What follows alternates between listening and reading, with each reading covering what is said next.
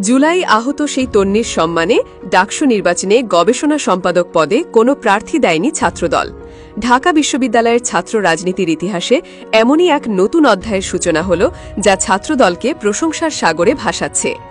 আজ ২০ আগস্ট দুপুর ১২টায় বিশ্ববিদ্যালয়ের ঐতিহাসিক অপরাজেয় বাংলার পাদদেশে আয়োজিত এক সংবাদ সম্মেলনে ছাত্রদলের কেন্দ্রীয় সভাপতি রাকিবুল ইসলাম রাকিব ডাকসু নির্বাচনের জন্য তাদের প্যানেল ঘোষণা করেন।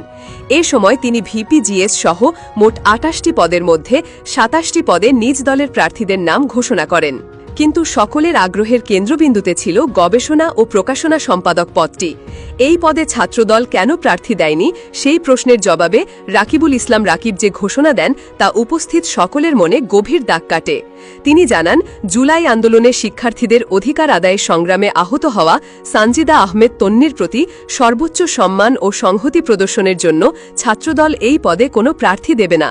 শুধু তাই নয়, ছাত্রদলের পক্ষ থেকে এই পদে স্বতন্ত্র প্রার্থী তন্বীকে পূর্ণ সমর্থন দেওয়ার কথাও ঘোষণা করা হয়।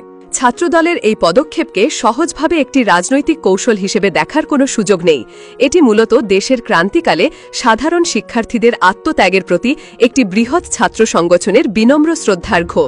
যখন ছাত্র রাজনীতিতে পারস্পরিক কাদা ছোড়াছুড়ি এবং যে কোনো মূল্যে পদ দখলের প্রতিযোগিতা একটি সাধারণ চিত্রে পরিণত হয়েছে, তখন ছাত্রদলের এই ব্যতিক্রমী উদ্যোগ নতুন এক সম্ভাবনার দ্বার উন্মোচন করেছে। তারা প্রমাণ করেছে, দলীয় স্বার্থের চেয়েও বড় হল শিক্ষার্থীদের সম্মিলিত চেতনা এবং সংগ্রামের প্রতি দায়বদ্ধতা। এই সিদ্ধান্তের মাধ্যমে ছাত্রদল কেবল একজন সংগ্রামী শিক্ষার্থীর পাশে দাঁড়ায়নি, বরং পুরো জুলাই আন্দোলনের চেতনাকেই ধারণ করেছে।